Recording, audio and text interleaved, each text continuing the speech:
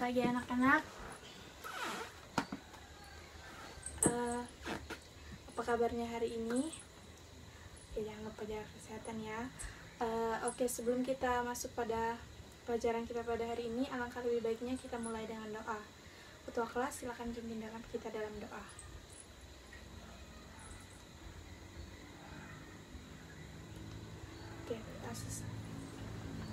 Oke, sebelum Ibu melanjutkan pada materi kita pada hari ini, apakah sudah ada yang tahu apa materi kita pada hari ini?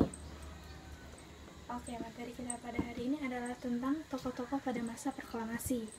Di sini Ibu akan menjelaskan beberapa tokoh, nama-nama yang berperan penting dalam proklamasi kemerdekaan Republik Indonesia. Yang pertama itu ada tokoh Insinyur Soekarno. Insinyur Soekarno ini beliau merupakan presiden pertama Republik Indonesia pada periode 1945 sampai 1967. Insinyur Soekarno ini merupakan orang yang aktif pada pergerakan seperti ia mendirikan organisasi PNI bersama teman-temannya. Ia juga aktif dalam berbagai pergerakan itu sejak ia berkuliah di Bandung. Nah, peran Insinyur Soekarno dalam kemerdekaan Republik Indonesia ini adalah ia bersama Muhammad Hatta dan Ahmad Subarjo menyusun teks proklamasi serta menuliskan teks proklamasi pada secercah kertas. Insinyur Soekarno dan Muhammad Hatta ini juga dipercaya untuk menandatangani teks proklamasi tersebut. Di sini ada Muhammad Hatta. Muhammad Hatta di sini berperan sebagai orang yang mendampingi Insinyur Soekarno dalam merumuskan teks proklamasi dan menandatangani teks proklamasi. Muhammad Hatta merupakan negarawan dan ekonomi Indonesia yang menjabat sebagai wakil presiden Republik Indonesia yang mendampingi Insinyur Soekarno.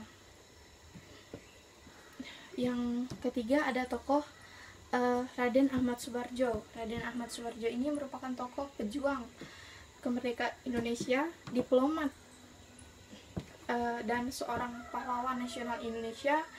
Ia juga ikut serta dalam perumusan teks proklamasi kemerdekaan Republik Indonesia dalam merumuskan teks proklamasi tersebut bersama Insinyur Soekarno dan Muhammad Hatta. Di sini ada juga Laksana Tadasi Maeda. Laksana Tadasi Maeda ini merupakan tokoh yang cukup penting dalam perumusan teks proklamasi kemerdekaan Republik Indonesia.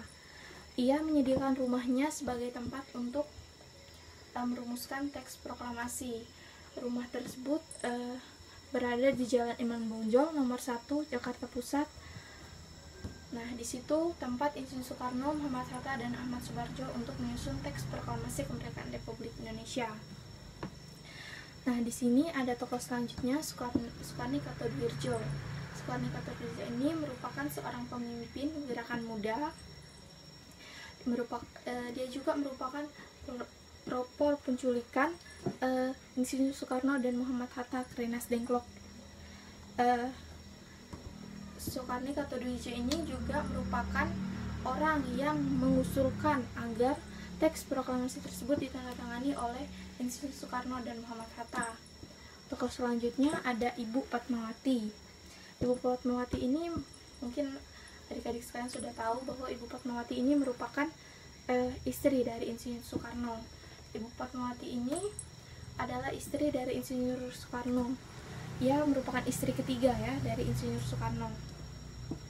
Ia berperan dalam proklamasi kemerdekaan Indonesia ini sebagai seorang yang menjahit bendera Sangsaka Merah Putih yang turut dikibarkan dalam pada hari pembacaan teks proklamasi yang dibacakan oleh sang suami, yaitu Insinyur Soekarno. Nah,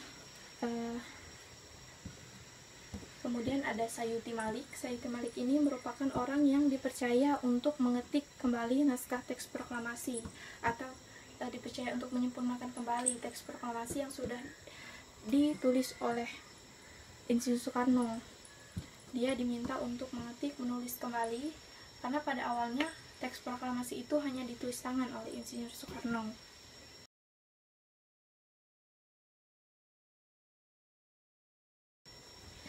Oke, sebelum Ibu memberikan kesimpulan, apakah ada yang ingin ditanyakan? Oke, jika tidak ada, Ibu memberikan kesimpulan pada hari ini. Kita harus menghargai apa yang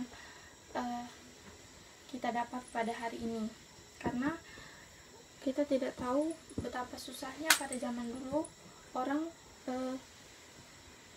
mendapatkan kemerdekaan Indonesia, seperti tokoh-tokoh tadi sempat diculik, mempertaruhkan nyawanya untuk mendapatkan kemerdekaan Republik Indonesia. Jadi kita harus lebih menghargai apa yang kita ada pada saat ini. Oke, mungkin jika tidak ada yang ingin ditanyakan, Ibu tutup mata pelajaran kita pada hari ini.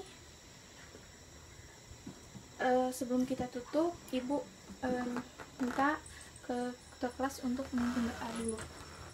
Silakan ketua kelas pimpin doa. Oke, Ibu tutup mata pelajaran kita pada hari ini.